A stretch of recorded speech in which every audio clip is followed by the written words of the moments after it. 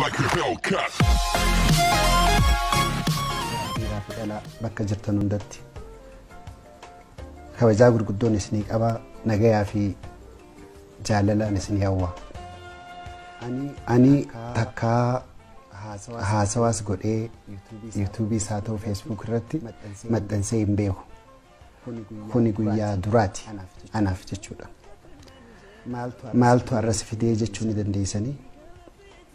Wanni arraan tana na fidee wooma idduu tana video irratti deemaa jiru bifa Facebook fi YouTube fi gara adda addaatiin video adda addaa ni arka. Waa'ee obboleessa kiyya Dinquu Dayaasii fi ana jechuudha. Arraan tana wanni hin gabbayee fi warri duraan sababii adda addaatiin qabamtanii na arrabsu warradii murteeffatan. Yaada kana yoo dhageessanis jijjiirra fida jedhee yaadu. Namni nammoo ergaa tanatti dabarfadhu nama dhugaa jirtu hubachuu barbaadu. Kana waan ta'ee jechaa fi kanaaf hin gabbayee jechuudha. Dura waan achirra jajjaamu tokko irratti hin dubbachuu barbaada. Jecha bitamaa jiru tokko ka'a.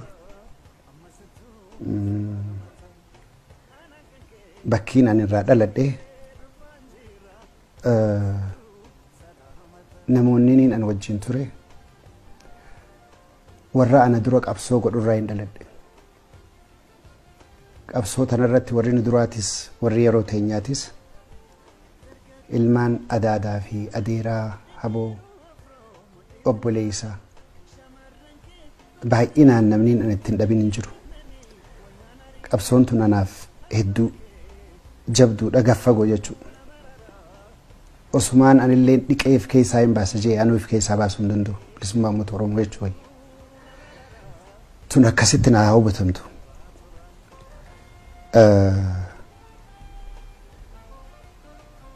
Sooressa qabsoo teenyaa goota hayyuu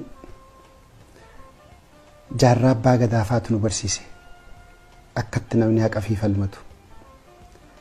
Unfortunately maaliif Oromoon garagara baati jechuu fi isarratti illee tumsaa baanee eega inni du'e gaafaan qabrii isaarra dhaabbadhu namni hedduun na laalaa anaa iyyee booyu. Goota akkasaa dhiisii namni dhalate tokko nama du'aa kana boochise du'a isaatii miti. Nama akkasa rabbi nuu kenneeti haqa isaatii hadoodu ka ummata isaatii falmatu waan inni deemuun hubachuu dadhabnee nuti itti bobbaanaa turre osoo deebi'ee irra kanumaan itti hima jedhee yaada namni du'e hin galu. Hiree harkadhee gaaf tokko Eritreetti waragalee dhiifama jedheen. Gayaa miti immoo uummanni Oromoo hundi gaabbii akkasii keessa akka jiru ni beeka. Uummata akkasiirraa dhalannee uummata akkasii keessa guddannee qabsoon nuuf haarayaa miti jechuudha wanni ibsuu barbaade. Wanni laayyoon qabsoo teenya irraa duubatti kan hin deebifnedha. Kan hin jechuu barbaadu.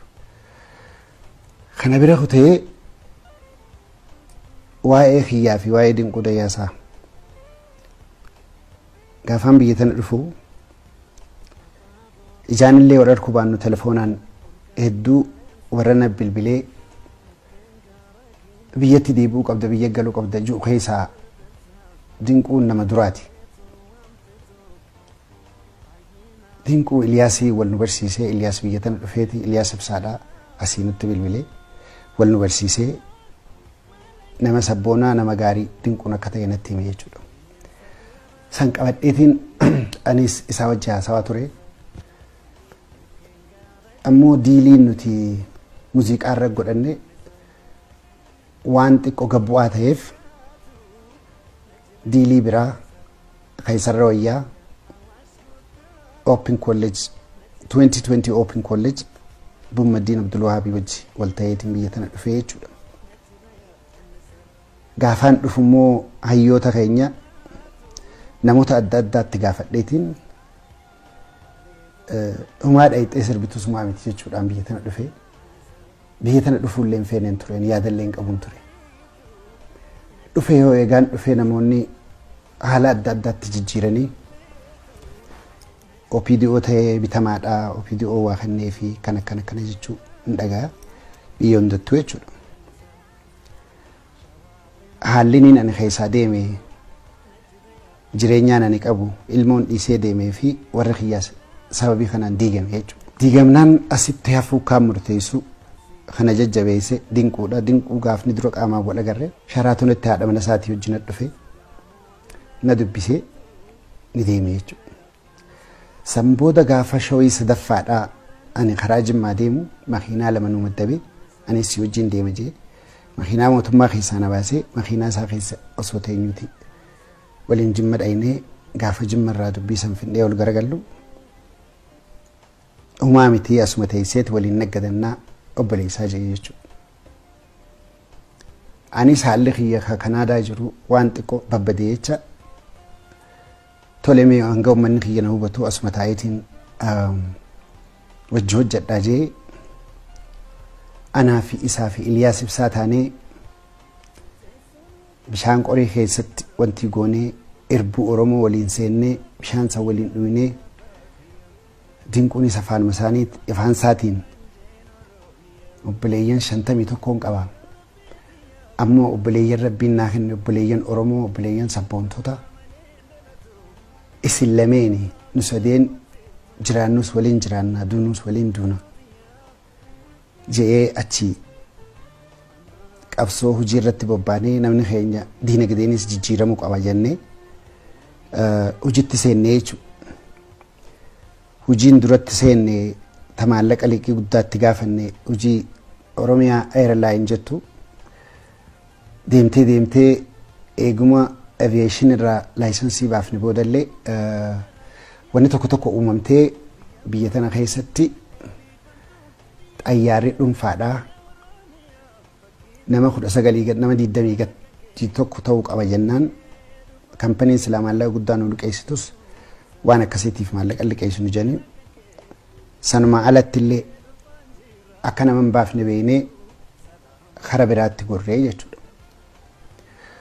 Hoggaa kara biraatti gorru privatizationiin Itoophiyaa keessatti heerri jiru baanaan soodaree dhageenyee soodaree appilaayi goonee namoota hedduutu appilaayi godhee gabaabseet maal isin irraa fixaa amat tokkoo fi baatii shaniin hoggaan as jirus hoggaan Kanaadaa jirus deddeebi'aa ture jechuudha.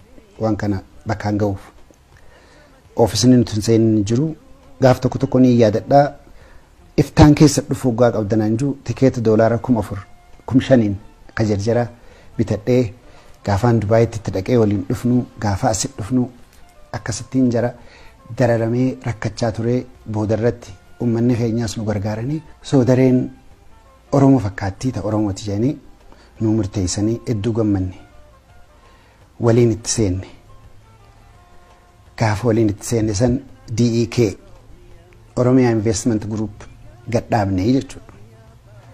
Hogguu gadhaabnu heeraa fi seera tumanne